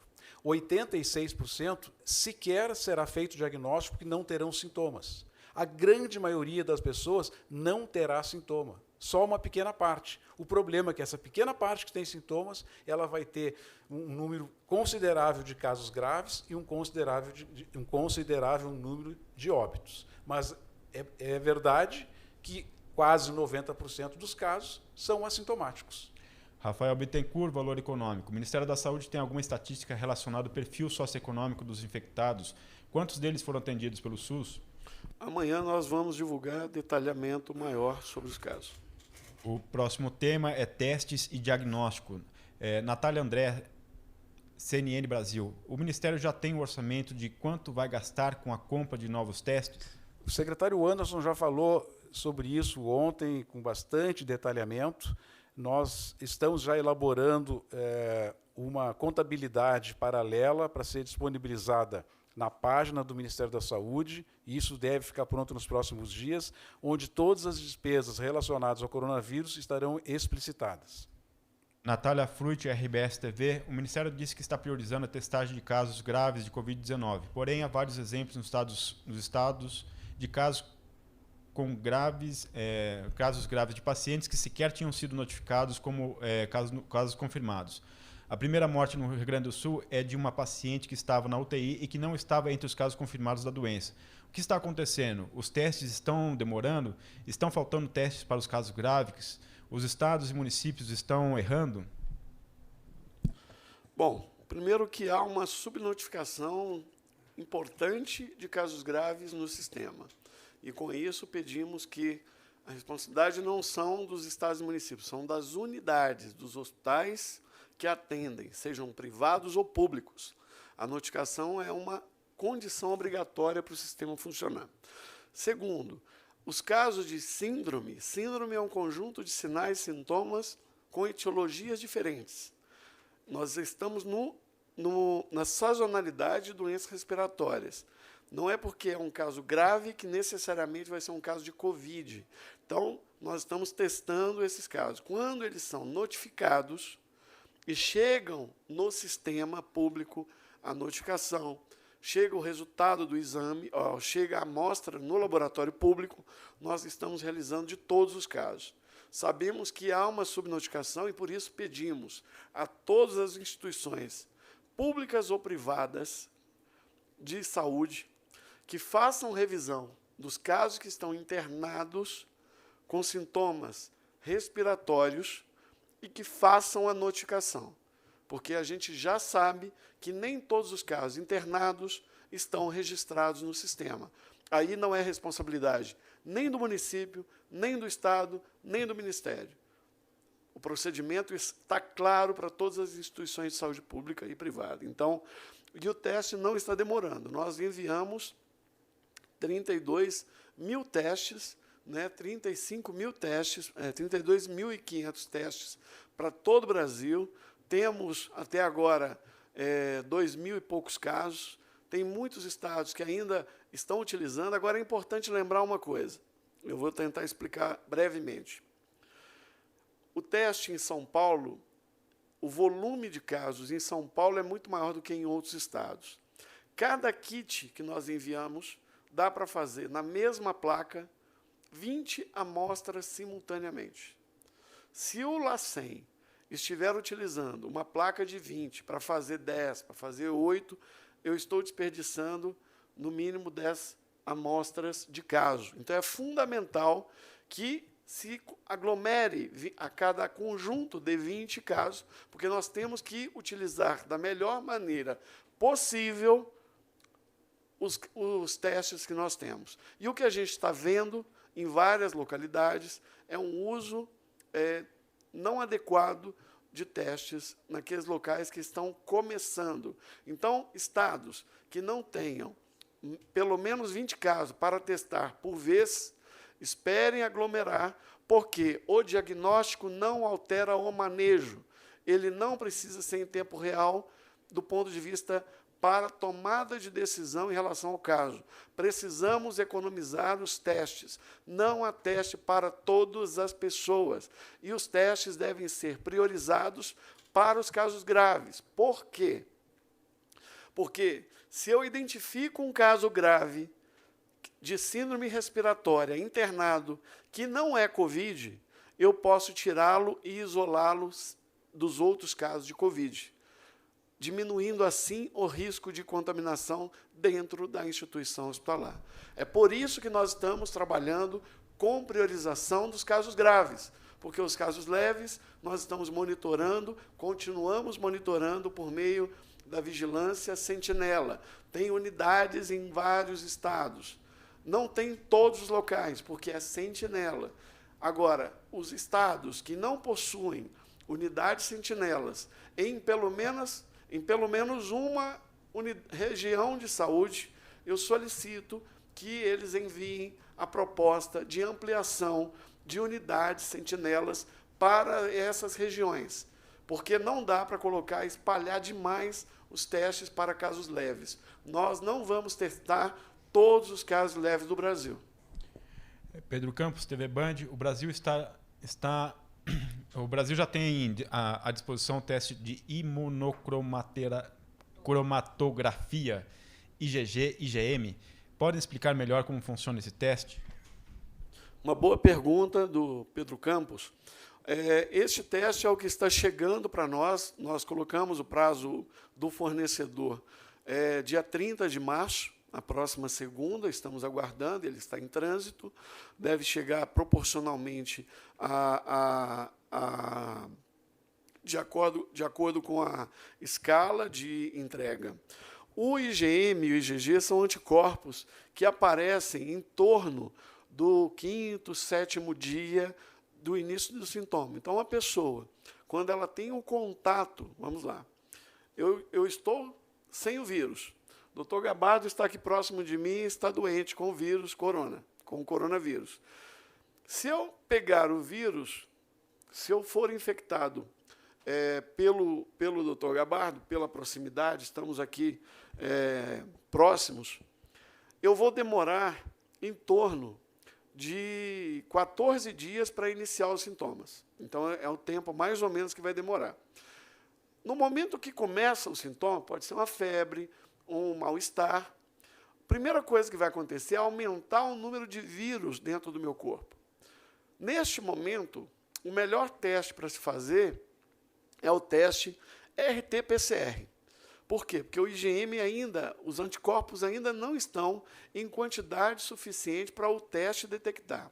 Então, lá para o 7º dia, eu vou utilizar o teste de IgM-IgG, que é um teste do furinho do dedo. Este teste ele é novo, é um teste muito novo, e tem várias limitações. Nós estamos trabalhando, o protocolo está pronto, temos discutido isso com dezenas de infectologistas, com os secretários estaduais, todos estão contribuindo na elaboração do protocolo, e isso vai ajudar muito, principalmente para as medidas referentes aos profissionais, ao trabalho, à questão laboral, colocando e permitindo, porque na medida que eu souber que uma pessoa já está curada, não tem sintoma, e ela deu positivo no teste, já está, já saiu do isolamento, né, essa pessoa vai poder voltar para suas atividades normais, porque ela já estará imunizada contra o coronavírus. É a vacina de Deus. Secretário, o senhor falou, o sintoma aparece no 14 dias. É no período de 14 dias, não é isso? No período de 14, em até 14 dias, exatamente. Do momento que eu tive contato com o vírus, até o momento que aparece a primeira febre, ou a primeira dor no corpo, ou a primeira coriza. Isso não é matemática. Pode acontecer, a depender de cada caso, com um tempo menor do que 14 dias. Próximo tema, assistência e equipamentos. Letícia Casado, The New York Times. Quantos leitos de UTI o SUS tem livres hoje, portanto, sem contar com leitos privados, sem contar com os leitos privados nem ocupados? O SUS trabalha com uma ociosidade em torno de 22%. Os leitos de UTI do Sistema Único de Saúde, na média, são ocupados na ordem de 78%. Então, nós temos 22% dos leitos ociosos. Isso significa, num grupo de 27 mil leitos, em torno de 5 mil leitos ociosos. Além disso, com a redução das cirurgias eletivas, as informações que nós estamos recebendo é que houve uma redução de 30% na ocupação dos leitos de UTI por conta da não realização de procedimentos eletivos. 30% desses 27 mil leitos corresponde a mais 8 mil leitos. Então, nós estamos trabalhando hoje com uma projeção de estarmos com 12 a 13 mil leitos de UTI disponíveis para o atendimento dos pacientes com coronavírus. Letícia Santini, Jovem Pan. Como está a situação de produção dos respiradores anunciados nesta semana? Pode nos dar atualizações sobre o tema? Sim. Os primeiros 200 leitos de UTI já foram instalados em São Paulo, no Rio de Janeiro, no Rio Grande do Sul e em Minas Gerais. E nós estamos, nesta semana, iniciando a instalação dos demais 340 leitos de UTI que vão atender a todas as unidades da federação. Isto com recurso nosso, com leito de UTI locado pelo Ministério da Saúde. Muitos estados e muitos municípios estão implementando leitos por conta própria do município ou do estado. E aqui cabe uma observação. O Estado de São Paulo tem reclamado e ameaçando entrar na justiça por conta de não poder viabilizar as aquisições de leitos de UTI em que o próprio estado ou município quer fazer a aquisição. Não tem necessidade nenhuma de acionar a justiça para isso. Efetivamente, o Ministério da Saúde deu uma ordem que todos os produtores de respiradores eles não podem exportar e nem vender sem autorização prévia do Ministério da Saúde, porque nós queremos que esses leitos de UTI sejam direcionados para os locais onde a necessidade esteja bem estabelecida.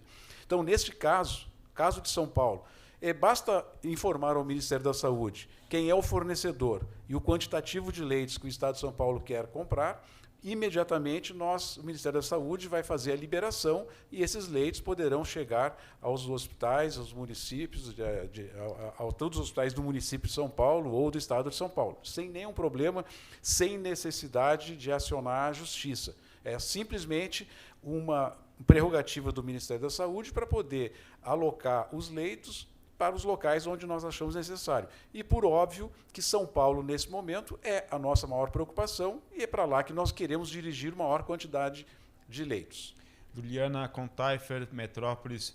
Uma reclamação dos governadores nos últimos dias é a questão da centralização pelo governo federal dos respiradores e medicamentos, retirando esses produtos da administração do Estado. Qual é a recomendação do Ministério da Saúde quanto a esse assunto?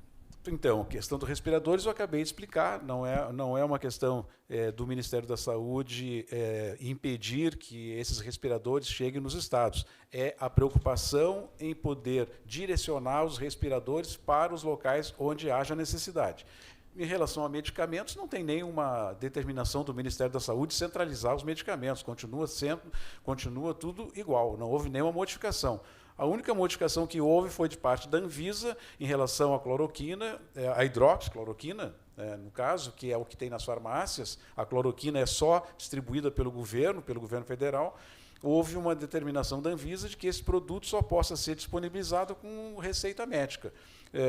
Do resto, não tem nenhuma proibição do Ministério da Saúde centralizando qualquer aspecto da assistência farmacêutica.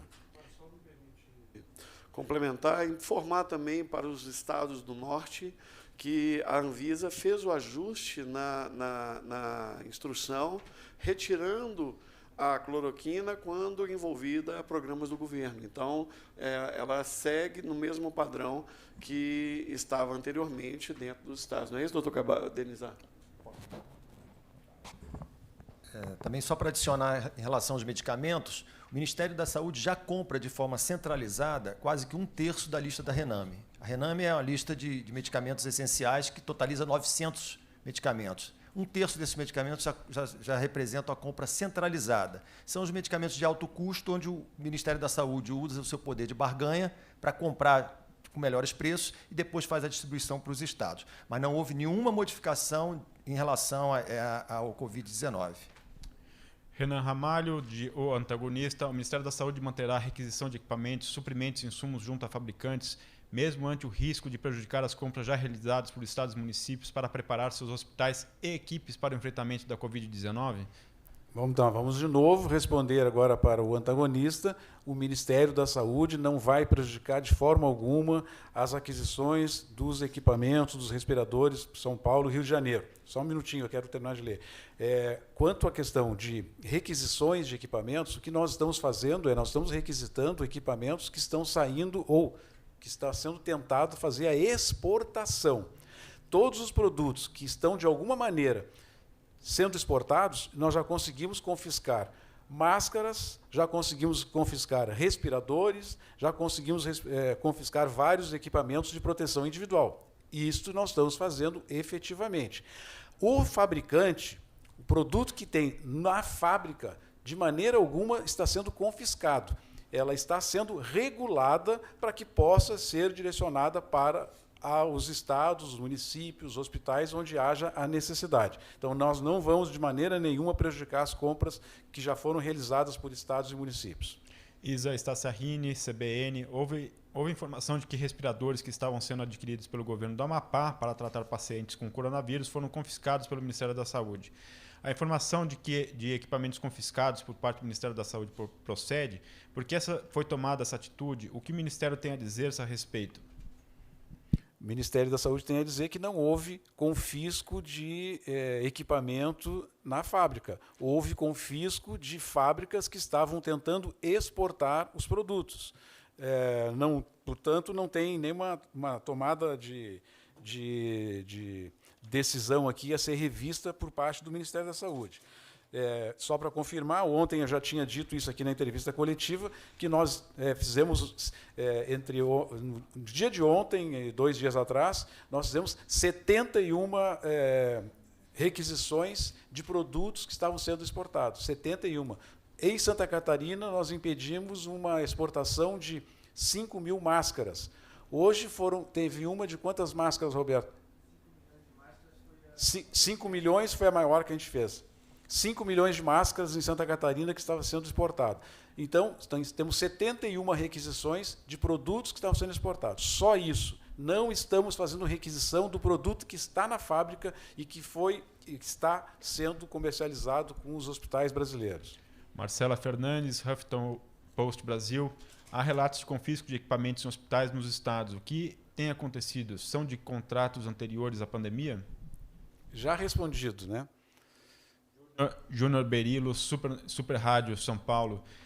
Em relação à prevenção, o álcool gel, vários comerciantes continuam agindo de má fé e comercializando o produto com preços abusivos. A fiscalização compete aos PROCONs estaduais. O governo federal teria condições de tabelar o produto por solicitação do Ministério da Saúde? Esse é um assunto para ser analisado no comitê de gestão e ultrapassa a prerrogativa do Ministério da Saúde. Próximo tema, medicamentos. Manuela Albuquerque, J. O posicionamento do Ministério da Saúde sobre o uso de cloriquina sai hoje? O presidente Jair Bolsonaro anunciou no Twitter que resultados seriam apresentados ao público nos próximos dias. Qual a razão do novo adiamento, se for o caso? Não houve nenhum adiamento, secretário. Sim, não há adiamento. Nós fizemos, porque é importante, esse é o tipo de protocolo que vai ser implantado a partir dos estados. O que nós fizemos? O protocolo está pronto, vai ser publicado através de uma nota técnica para as secretarias estaduais de saúde. Nós já fizemos ontem um contato com o CONAS, que reúne todas as secretarias estaduais para definir o modus operandi disso, e nós estamos cumprindo o prazo. A ideia, inclusive, é amanhã já começar a disponibilizar o quantitativo existente no estoque, 3.400.000 unidades de cloroquina, para abastecer toda a rede. Nós sabemos que isso vai dar bastante conforto na ponta aos médicos que lidam com esses pacientes. O uso está liberado, e nós vamos, inclusive, já disponibilizar ao longo dessa semana. Valquíria Almero, Poder 360. Como o Ministério da Saúde se posiciona a respeito dos casos de envenenamento por cloroquina no mundo? Divulgar o nome do remédio como uma possível cura é recomendável diante desse quadro? É muito importante essa pergunta para novamente esclarecer para a população. Não usem esse medicamento de forma individual, fora do ambiente hospitalar. Esse medicamento ele está preconizado nessa relação de benefício e risco para aqueles casos graves sob monitoramento médico.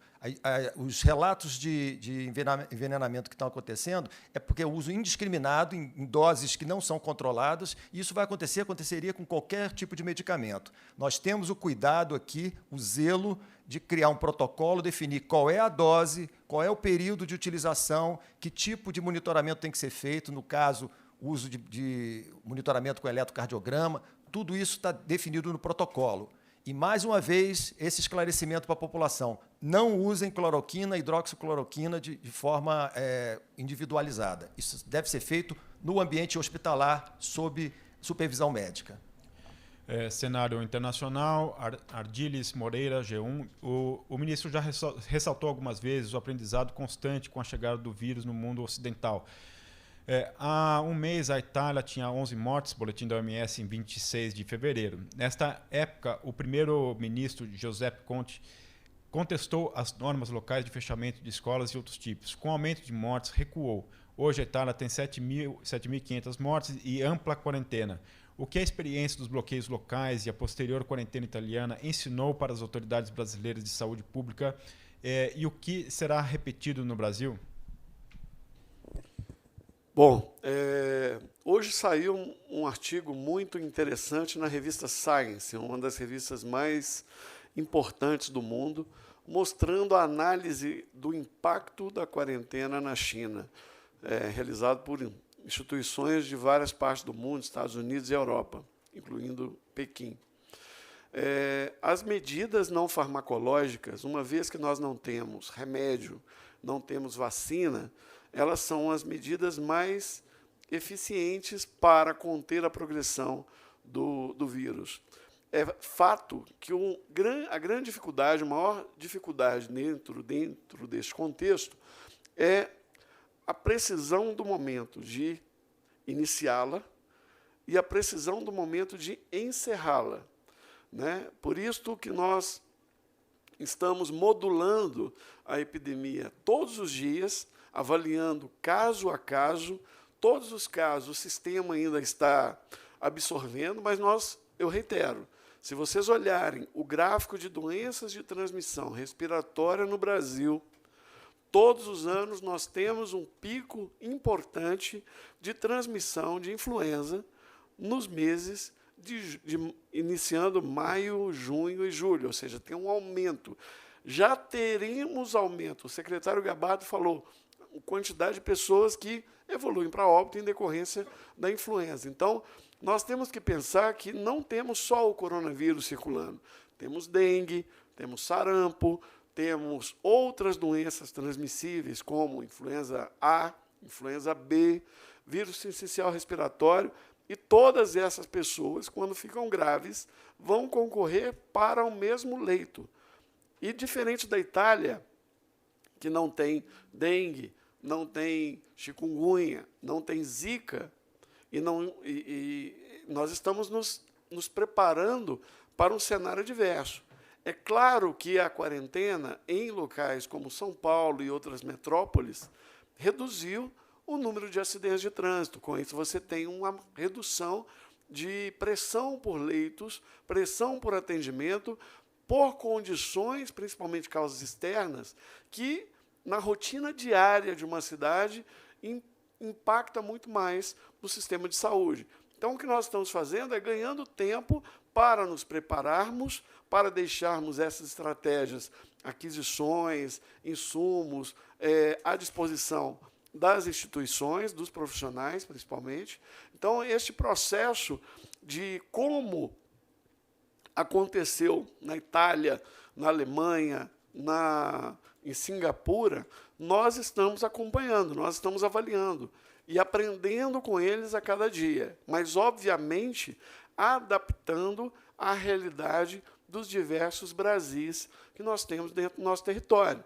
Então, uma realidade distinta do Sul, do Sudeste, do Norte e do Nordeste. Estamos vendo os casos aumentando gradativamente em velocidades diferentes em cada estado.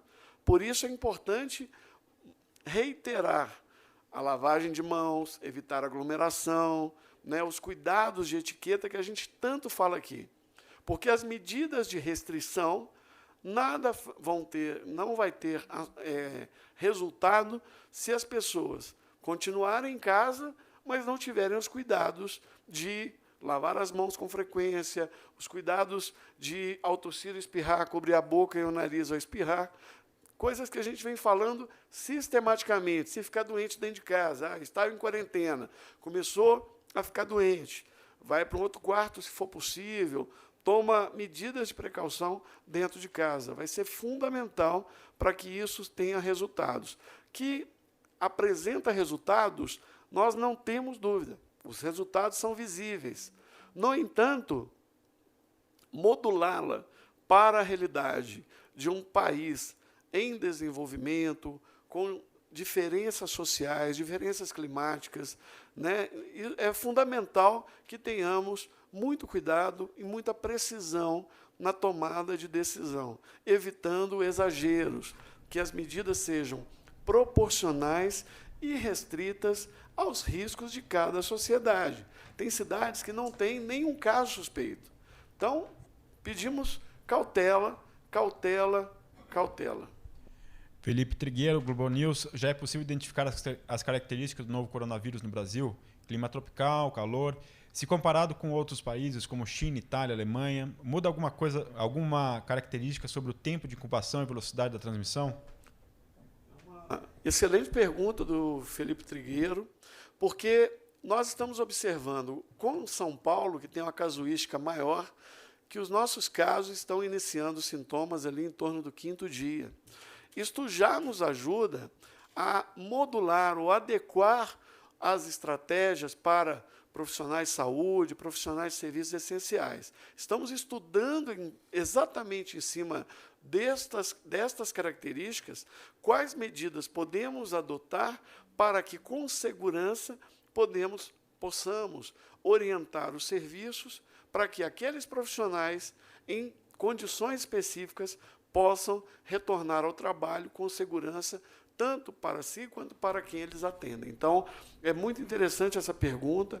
O vírus em si, ele não teve alteração genética importante, então o vírus ele ainda está num processo de filtração, passando de uma pessoa para outra. Alguns vírus vão, ao longo do tempo, ficando menos intenso, menos letal, como aconteceu com o vírus H1N1 em 2009. Nós tivemos um perfil, ele continua circulando, mas ao longo do tempo, quanto mais pessoas vão se infectando e ele vai gerando novas cópias, ele também quer sobreviver, não quer matar o hospedeiro. Então, é fundamental estudarmos e monitorarmos. Mas ainda é muito cedo para tirarmos conclusões efetivas sobre o comportamento do vírus. Infelizmente, ainda precisamos aguardar um pouco mais. Eu vou repetir a jornalista Manuela Buquerque, do Jota, porque por um erro técnico nós colocamos a pergunta errada. Então, Manuela Albuquerque, o Jota, estava programada para hoje à tarde a reunião extraordinária da CIMED para a definição do reajuste anual do preço de medicamentos. Ficou definida a suspensão no reajuste de preço de quais medicamentos? Por quanto tempo? Posso falar, Gata? Bom, a CIMED, para quem não está familiarizado, é a Câmara de Regulação de Medicamentos e, anualmente, está previsto em lei o reajuste de preços. Nós estudamos o reajuste, ele leva em conta a variação cambial, a questão da inflação e outros itens.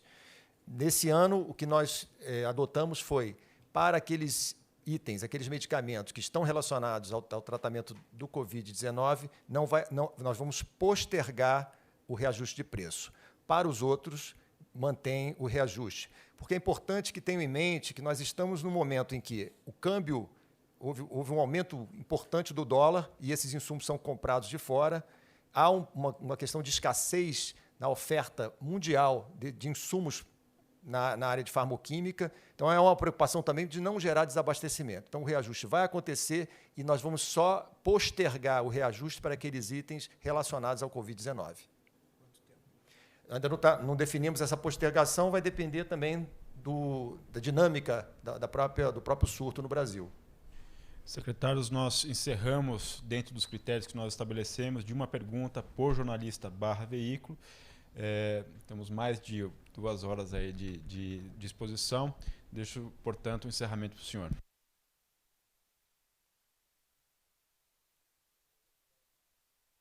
Nós vamos, então, para amanhã, fazer uma programação de apresentar um relatório de o que aconteceu nesses primeiros 30 dias. Desde o primeiro caso confirmado no Brasil até amanhã, a gente vai apresentar um consolidado de informações adicionais àquelas que nós estamos mostrando a vocês aqui diariamente, e também vamos criar uma metodologia de apresentar a questão dos EPIs. Diariamente nós vamos apresentar para vocês o que o Ministério da Saúde já adquiriu, o que já distribuiu e o que a gente tem para distribuir.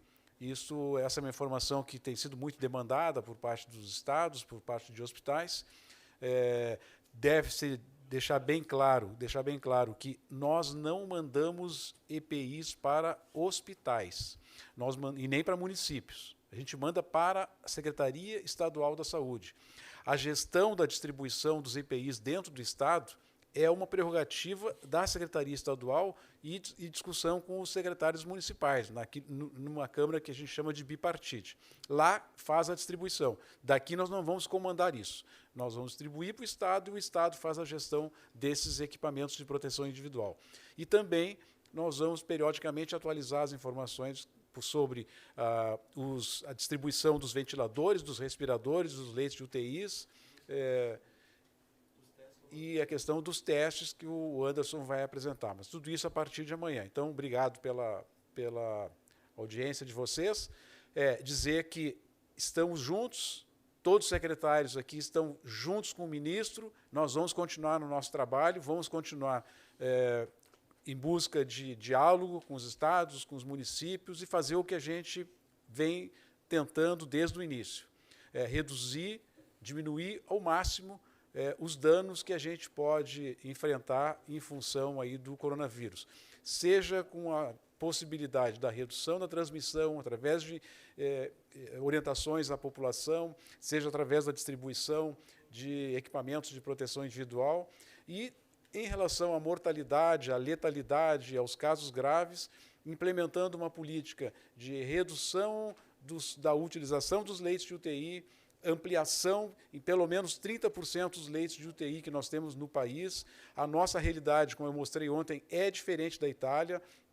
Nós temos 3 a 4 vezes mais, 3 vezes mais leitos de UTI proporcional à população do que a Itália tinha, 3 vezes mais. Então, é como se nós tivéssemos, a cada UTI lá da Itália, nós temos 3 proporcional à população. Além disso, nós ainda vamos ampliar o número de leitos de UTI. A expectativa nossa é ampliar em torno de 30%. Isso significa um acréscimo de mais 15 mil leitos de UTI que serão disponibilizados de acordo com a necessidade. Então, estamos nos preparando para enfrentar isso da melhor maneira possível. Amanhã a gente volta, então, com mais informações.